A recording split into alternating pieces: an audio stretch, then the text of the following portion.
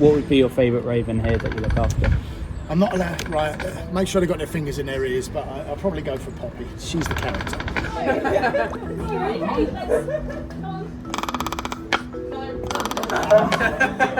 I'll normally get up this morning, 6 o'clock. So I normally feed them ideally around about 6:30, give them a bit of time to digest their breakfast.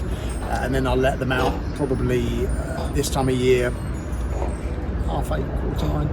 And then from there, as a part of the Raven team, because there are 5 of us, it's just a case of monitoring all day.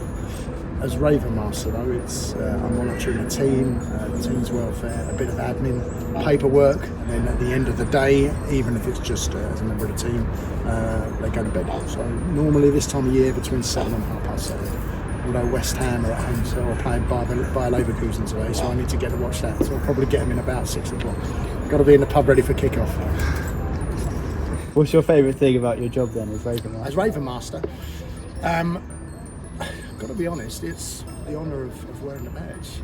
I'm the Ravenmaster of the Tower of London, and I've been in the team for 14 years now, and not only a member of the King's Bodyguard, I'm also the man that looks after his ravens. What an honour. So for me, it's the honour of wearing the badge and working along with a team that are just dedicated to looking after the ravens. There have been ravens in the tower since the 1600 or so, the legend says. That's what we tell people, since the reign of Charles II. And it was him that decreed we would have a minimum of 6 ravens in the tower. That's all well and good, but if we're going to keep ravens in the tower, we need somebody to look after them. And historically, that fell on the shoulders of who was known in the day as the Yeoman Quartermaster. And he was responsible for all administrative points within the body of Yeoman Warders. As the years went by, recent history, there wasn't a need for a Yeoman Quartermaster, but obviously there was still a need to look after the ravens. So the title of Ravenmaster was introduced. It's been around now for about 40-50 years. So not that long in the grand scheme of things, but I'm the 6th Ravenmaster. The ravens, do you know what? It's the unpredictability of them. They're so interesting, they're so clever, sometimes too clever for their own good. So for me, it's just the fascination of these wonderful birds, not knowing what they're going to do next. Some are trickier than others.